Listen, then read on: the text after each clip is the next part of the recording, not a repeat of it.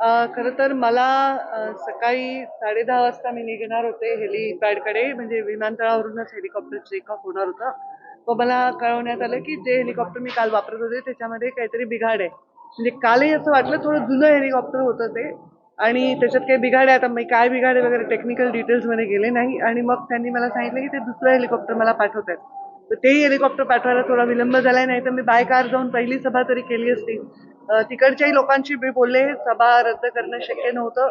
लोक वाट बघायला तयार आहेत, आणि खरंच आहे की आता ही कार्यकर्त्यांची निवडणूक आहे आणि त्यांच्या पाठीशी आम्ही उभं राहायला पाहिजे. त्यांच्या सभा घेऊन त्यांना ऊर्जा दिली पाहिजे, त्यांना ताकद दिली पाहिजे. तर मी चालले आता सभेला. लेट झालाय 2 तास, पण ठीक आहे, लोक वाट बघायला तयार आहेत. काल तुम्ही वक्तव्य केलं की हेलिकॉप्टरने फिरते आणि आईने देव पाण्यात ठेवलेले.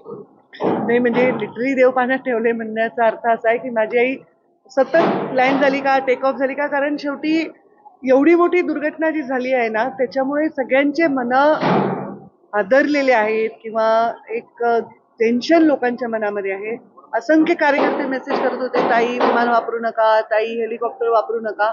पण आता त्याला पर्याय नाहीये. शेवटी आम्हाला जास्तीत जास्त ठिकाणी पोहोचायचं आहे, तर कोणी काही काळजी करायचं कारण नाही. मी हेलिकॉप्टरमध्ये बसायच्या आधीच त्यांनी क्लिअर केलं होतं की हेलिकॉप्टरमध्ये काय प्रॉब्लेम आहे आणि बदलावं लागेल, तर त्यामुळे काही काळजी करण्याचं तरी कारण नाही. आणि काम तर चालतच राहणार.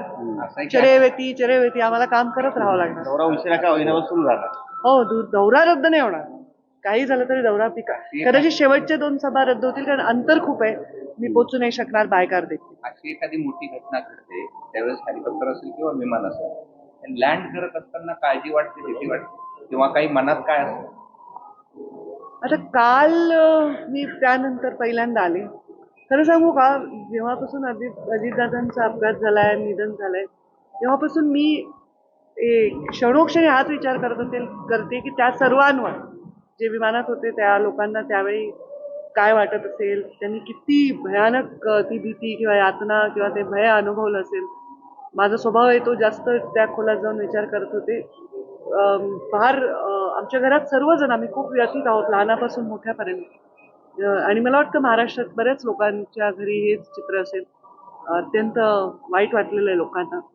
तर नवीन नवीन काही दिवस हे वाटणार आहे भय सगळ्यांना की अरे बापरे काय बिघड, आणि जे माहीतच नाही ते माहीत झालंय की असंही होऊ शकतं. तर वाटणं साहजिक आहे, पण आता त्याला पर्याय नाही आहे. प्रत्येकाला आपलं काम आणि कर्तव्य करावं लागतं.